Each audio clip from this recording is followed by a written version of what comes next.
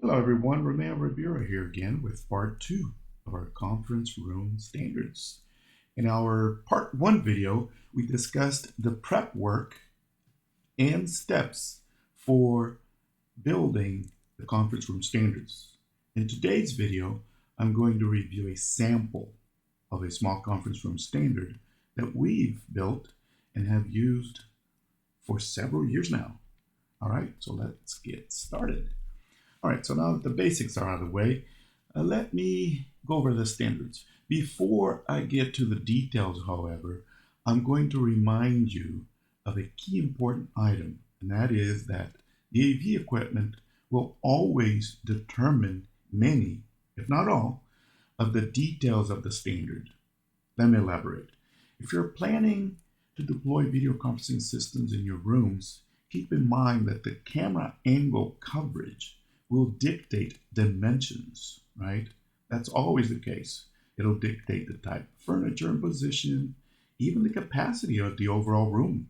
It will do that, not the other way around.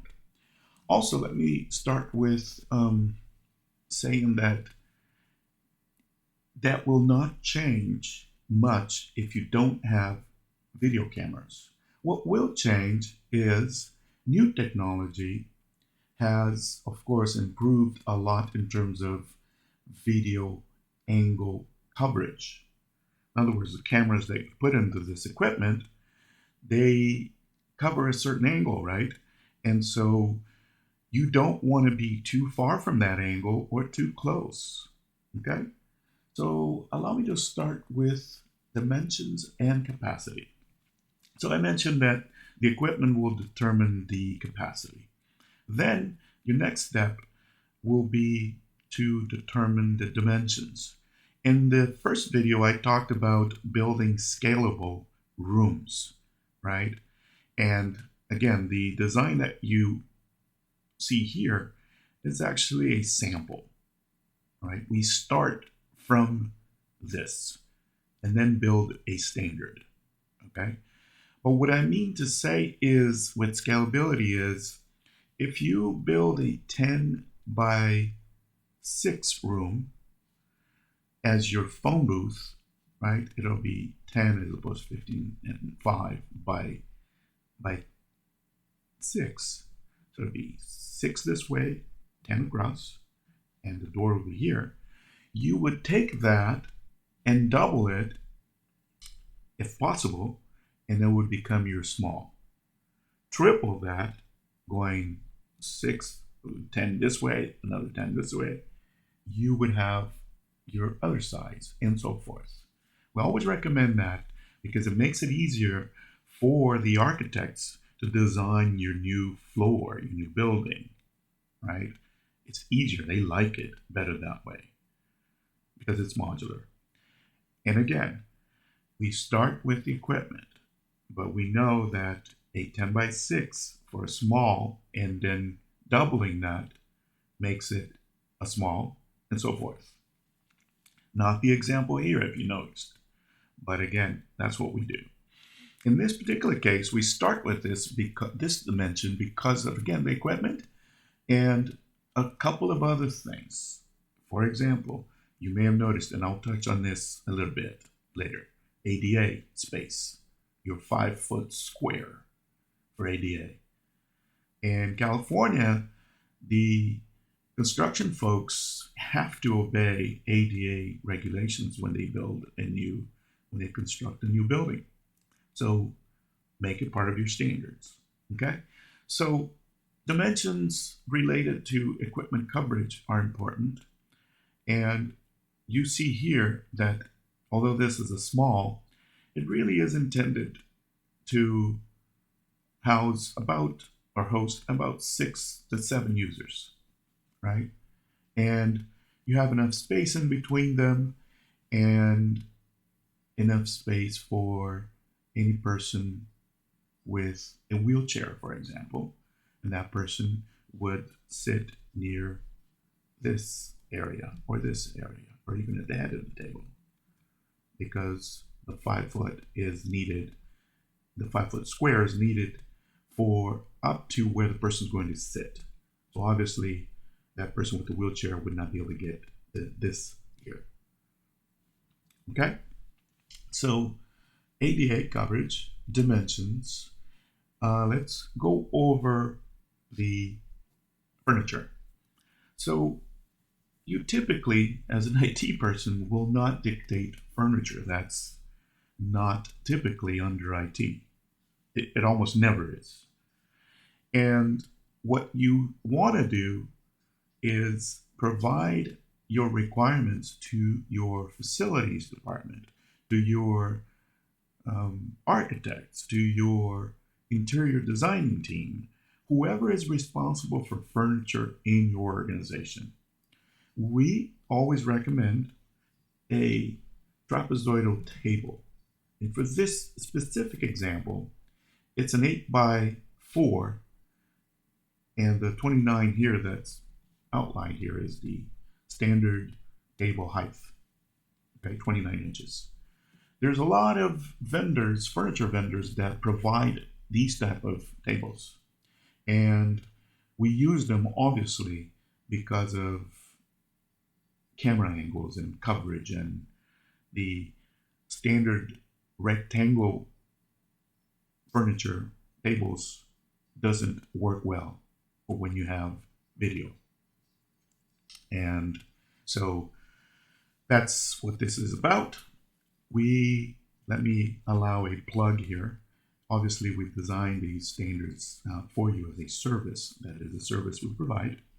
And along with the package that we deliver are the details for the table. If you noticed here, you have these other sets of information for the table, right? Where you place the drops, Cat 6, and whether it's via floor core or not, and power. You will need power. And the table vendors that we use or recommend, they provide power built into the table. All you have to do is extend it, right, from your own power source. And in this particular case, we are delivering power and data to the table via a pathway, a floor core. You know, it's going to be your 1 inch to 2 to 1.5, sometimes 2 inch conduit that goes from the wall via floor to that floor core in the center. There are other ways of delivering that, the power and data without expensive floor cores. And there are technologies that you use, especially if you have carpet, that you can use to deliver those as well. Okay, so let's go over electrical now. I'm going through a list of things here, folks. So until we get to the actual AV equipment itself. So electrical, I touched briefly about delivering electrical via floor core here to the table. And if you're wall mounting your equipment and not stands, you will need to work with your electrician on delivering the power. You will need to give them your elevation, right? It will include where to place the power. If you noticed here, we have dual for this set of equipment, which is a Cisco room kit, if I'm not mistaken. And it has its own mounting equipment, but it is get mounted to the wall. You're going to need the same with your low voltage vendor in terms of elevations, right? How much? This is a 2-port drop and a dual outlet 110 for the equipment. For a room this size, you generally do not need more than that. Okay, and then you can place power elsewhere in the room as well. That's totally up to you. And sometimes it's really worth it, but we always advise avoiding doing that because you can create safety issues.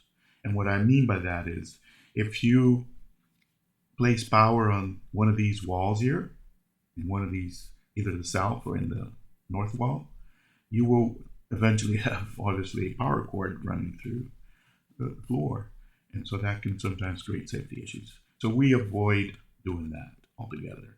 And that's why we talk about delivering to the table.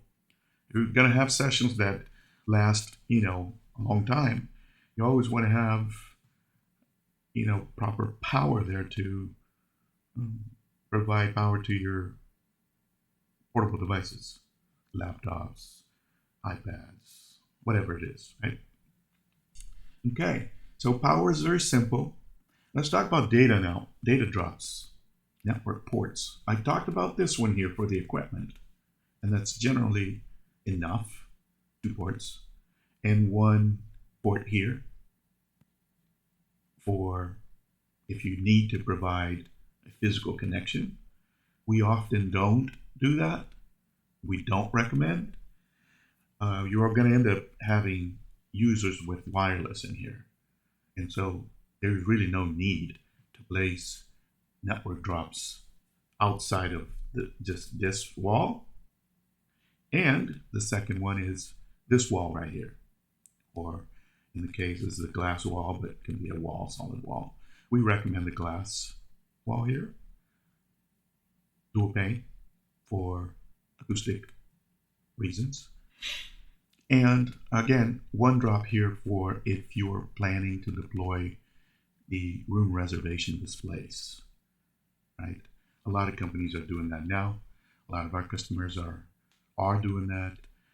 Whatever you end up with, it's a touch screen that you can use to either show the room schedule and or reserve a room via that display. Okay, so that's where you deliver your other network drop. And for ADA reasons, we do it at 48 inches above finished floor. It's really up to you. But again, just like for space here for ADA, we follow the same recommendations. It's either 44 or 48 inches, depending on the state and county within that state.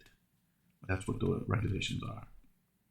Okay, so we talked about furniture. I'm not going to go over chairs because they don't have that much value in terms of conversation for standards. These are just placeholders. What we did do is we ensured, and you want to do the same, that there's enough space between the users, right? That you're giving them enough space.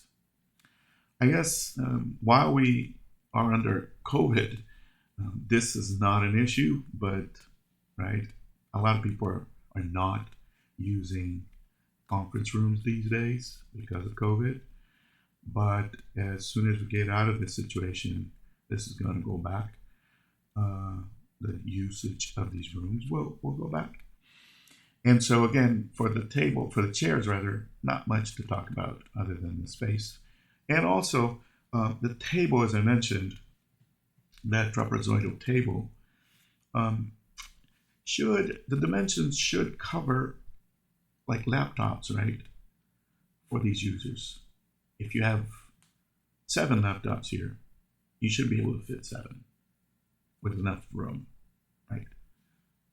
Okay. And last but not least is lighting and acoustical treatment. So in the first video I mentioned, you want to have 2 lightings or 2 switches for your lighting control. Wherever you end up putting them, generally they go here next to the door, you open it. And if you want to automate it with a motion sensor and where it turns the lights on, that's one more thing to add to your list. We recommend that for convenience, and that motion sensor will do the reverse if it doesn't detect any motion during a period of time, right? So it's on a schedule. And it will also depend on how much automation you build into these rooms from your BMS, your business or your building management system, and where some systems offer that lighting integration and automation. All right, and then we recommend enough and 2 light switches, as I was saying, one for controlling the lighting in the front near the equipment, and one for the rest. So in this particular case, you would end up with 6 2x2 lighting LED, that is, boxes or panels. And so the two in the front here, 1 and 2, would be under one switch, and the other 4 would be off a different switch. If you don't care about that much detail excluded, it's always good to add it because it pays off, especially with certain content being shared on the displays. Okay. What else? I think that is it. And then the only other item that I missed that I'm going to add here is HVAC. In the first video, I talked about avoiding the use of or placing the vents near the equipment because a lot of the models of Cisco and Zoom, they have built-in microphones. And so you want to avoid placing the vents near those microphones. Avoid as much as possible. Okay? And we will share at some point the medium and large standards, but I wanted to give you a sense of how a standard should look like from a top view, 2D, not 3D, just to have a sense of what you're looking at in terms of building. Okay? I hope that you have enjoyed this video and its contents. And if you did, please give us a like and please also remember to subscribe. Thank you for watching this video and have a good day, everyone.